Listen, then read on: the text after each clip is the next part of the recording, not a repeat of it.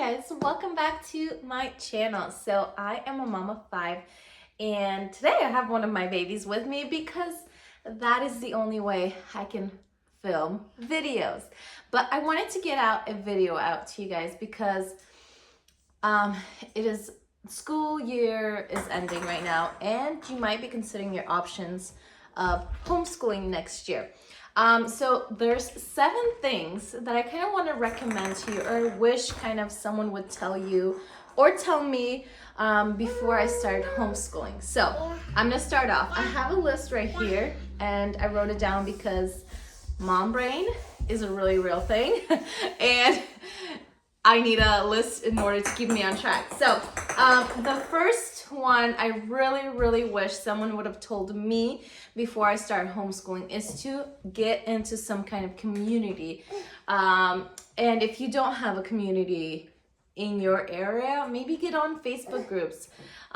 Reach out to other moms on Instagram or on YouTube that do homeschooling and have been homeschooling for even a year or two, but have a little bit more experience than you that can guide you, answer your questions. When I started, I was really on my own. I now have a group of ladies that I follow on Instagram. I have Facebook groups that I follow. There is currently no like co-op, or homeschooling communities in my area that I can join, but I still have some community, which is huge now, but I used to not. So I highly recommend you join some sort of Facebook group.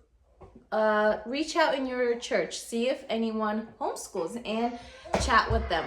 Okay, so my second one is to check your state's homeschool laws. I knew this going into my homeschool journey.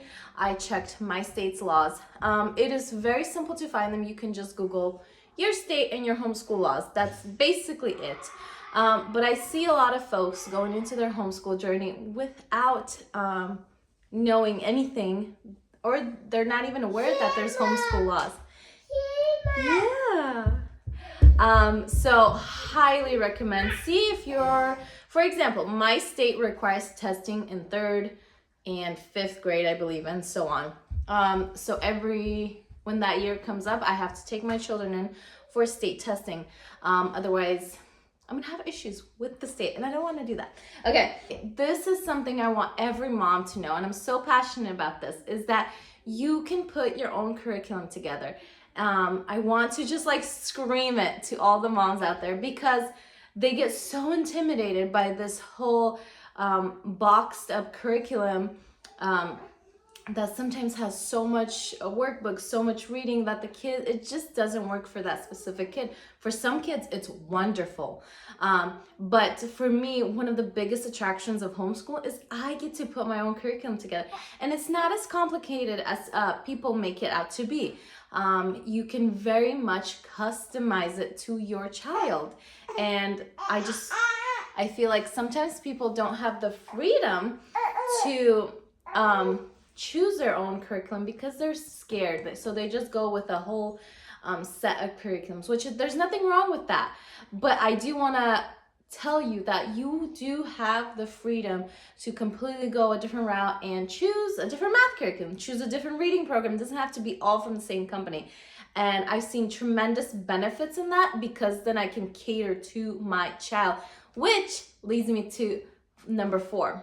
Your homeschool does not need to look like the traditional school system. It doesn't have to look like the classroom. It can if you want it to be. Obviously, of course, this is all up to you, but it doesn't need to be. That is the beauty of homeschool.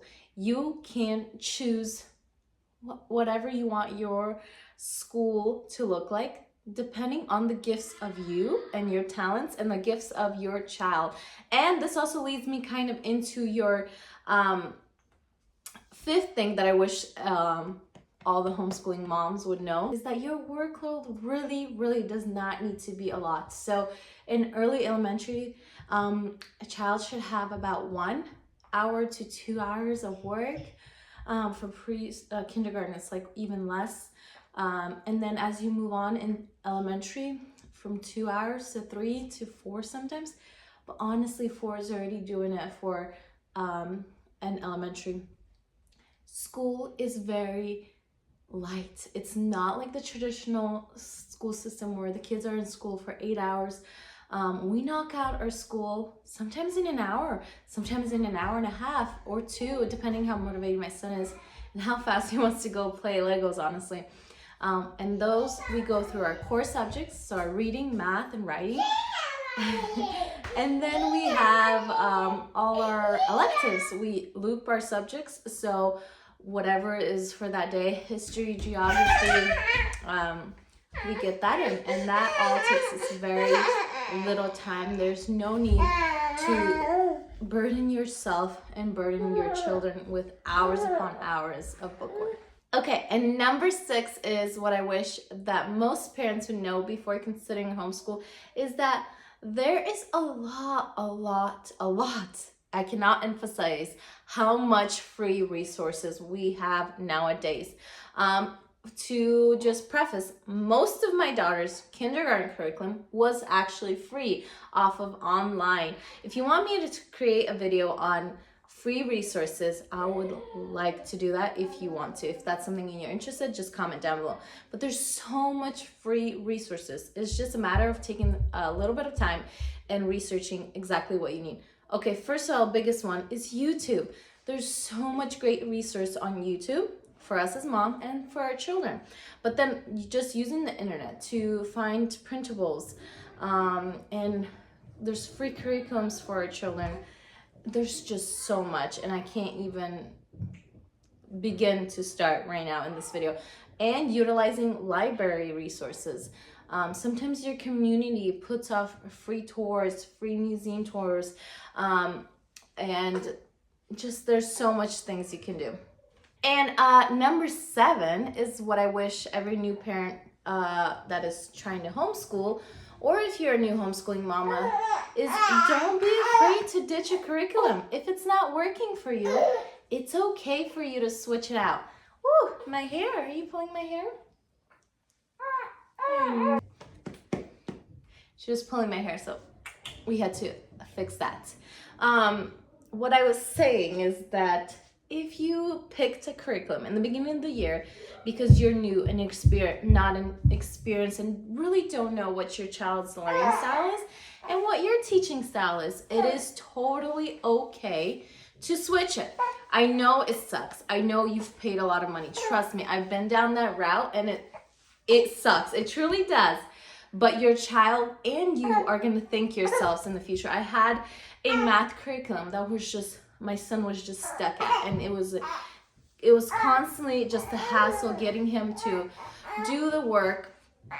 And we switched our curriculum, a different math curriculum to see Christian Light Education, and he enjoys it so much.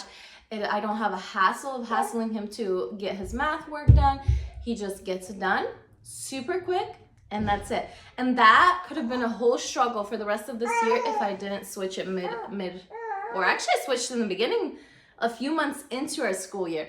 And it stung because Singapore books, they cost me a penny, okay? So switching wasn't the best. But I've learned in the past few years that I much rather switch than cause my children to have a bad association with a subject. Anyways, so those are the 7 things that I wish every homeschooling mom or parent would know if they're new in their journey or if they're starting. So I hope you guys enjoyed this video. Sorry for the little interruption. Yeah. But I am a mom and this is how life is, and I wouldn't have it any other way. So if you guys enjoy watching my videos, I would love for you guys to stick around. I am trying to hit a goal of 1,000 subscribers. So if you want to support me on that journey, I would love for you to be part of the fam. Yeah? All right, you guys, have a wonderful day.